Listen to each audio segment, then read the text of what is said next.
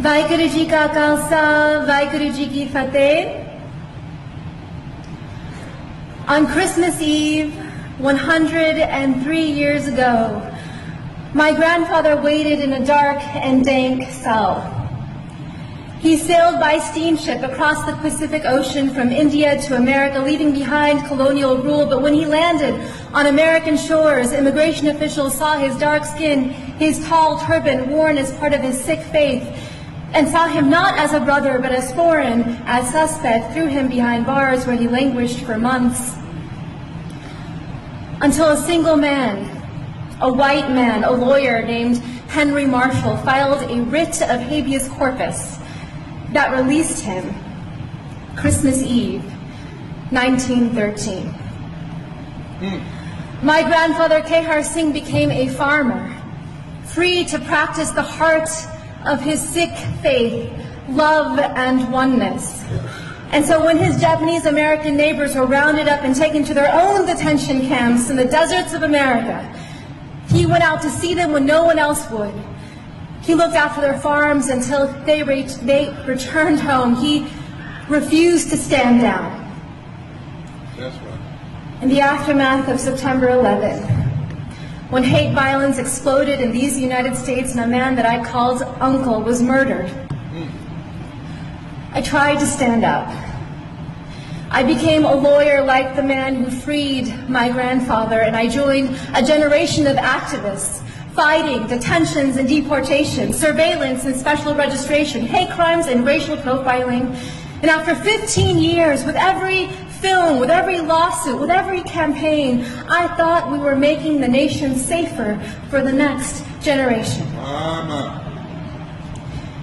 And then my son was born.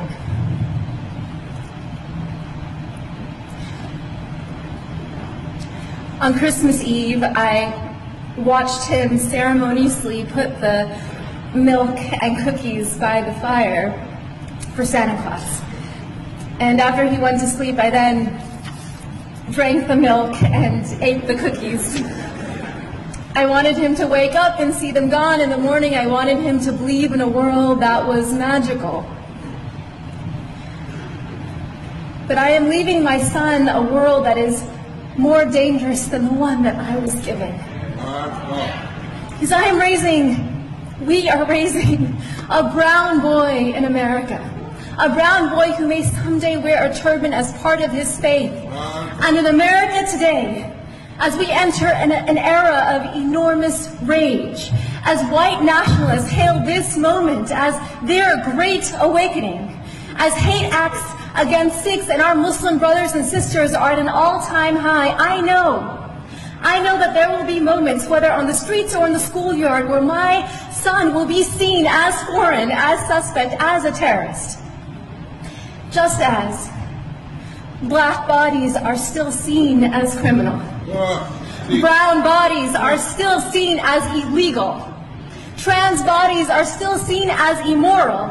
Indigenous bodies are still seen as savage. The bodies of women and girls seen as someone else's property. And when we see these bodies not as brothers and sisters, then it becomes easier to bully them, to rape them, to allow policies that neglect them, that incarcerate them, that kill them. Yes, Rabbi. The future is dark. On this New Year's Eve, this watch night, I close my eyes and I see the darkness of my grandfather's cell, and I can feel the spirit of ever-rising optimism in the Sikh tradition, Chardi Kala, within him. And so the mother in me asks, what if? What if this darkness is not the darkness of the tomb, but the darkness of the womb? What if our America...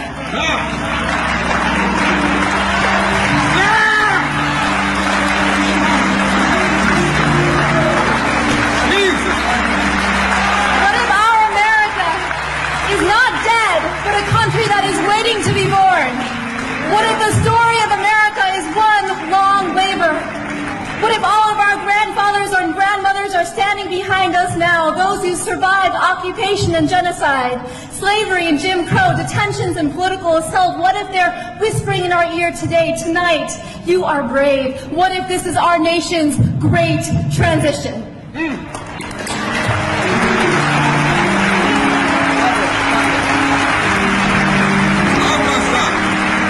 What does the midwife tell us to do? Breathe! And then, because if we don't push,